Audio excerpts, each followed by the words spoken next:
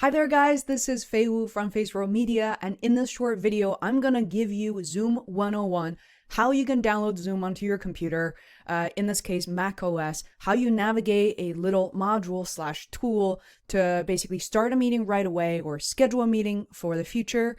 And within that, as an admin, someone like yourself owning the software, you can control when your participants will join the meeting with or without video, or with or without audio. So let's get started. Now I'm looking at Zoom. I just uninstalled it on my computer for you guys. But to download the software, it's actually pretty simple. The easiest way is just to Google it.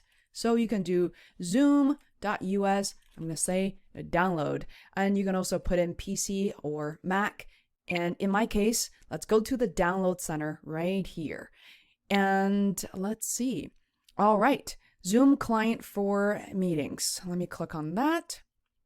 It looks like it just detected that I am on a Mac machine and it's giving me the correct one. So now you can see zoom.package. So click on that. This will run the program.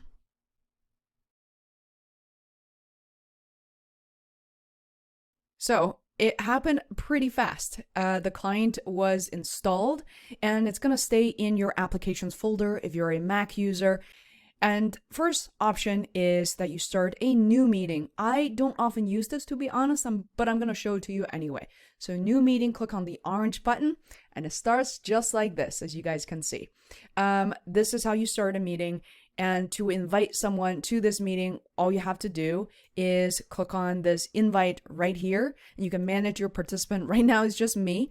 So once you enter the meeting and when you click on invite, you have a number of options. My favorite option, honestly, is to use either copy URL or copy invitation. The only difference between the two options are copy URL will include the URL only, zoom.us/J or S/A 10-digit number. Now, you could also do copy invite, which that will do is to include additional phone numbers based in New York, Chicago, or whatever. But usually people just literally need the URL. Now, you also have options to plug into your email invitation. You can hook up, for example, Yahoo Mail, Gmail. I don't usually use this, and I'll show you in the end how I typically schedule my meeting for Zoom. Let me close that out. So there's number one. I'm going to end this meeting right now. Let's come back to this option. I'll show you my favorite way, honestly, of scheduling a meeting is simply using Google Calendar. Now, what I do is I simply click on a slot where I want to say, for example, Michael Fay meeting, and I click on more options here, and you will see that this really convenient plugin right here is to make it a Zoom meeting.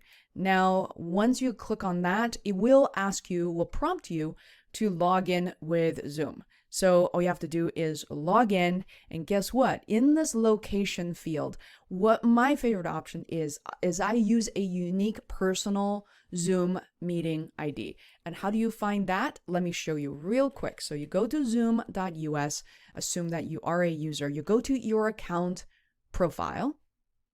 So when you go in, go to personal, and under personal, click on profile. Right here, you see all your profile information, and there's something called personal meeting ID. And this is the only link I'll always use for my Zoom meetings because it's something that I can remember and I can repeat. Once you schedule a ton of meetings, how do you know which meetings you've scheduled and what's upcoming? What are some of the previous meetings you've had?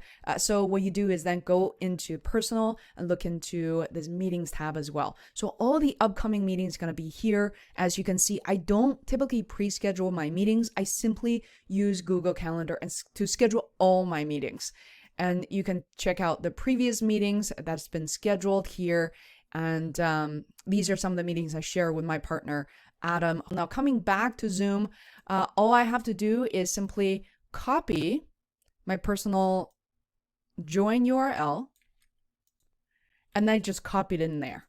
That's it. This is all I do. I don't do anything else other than that. For you, if you don't remember your Zoom meeting, or if you want to avoid conflicts, for example, and that is when you schedule your Zoom meeting back to back, for example, you don't want one client one of your clients to kind of bump into the one after that. So what you want to do is create unique Zoom meeting URLs. You don't have to do that manually because Zoom has already taken care of this for you. So to do that, you click on the blue button and all of a sudden Zoom is going to come up with completely cryptic and unique URL. Every time you click on this button, it's going to give you a different URL, and that's it.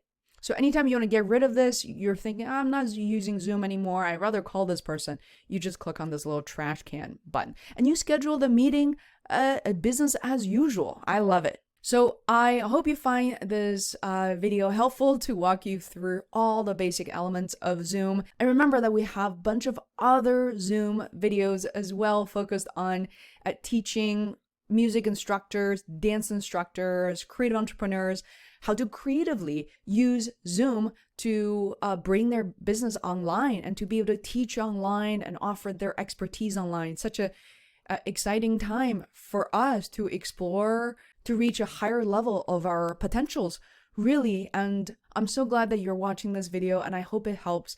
As I'm recording this, we're still going through the pandemic crisis, and that's why I've been getting so many different questions related to Zoom, including how to use Zoom, how to make sure the audio comes through more clearly, more crisp.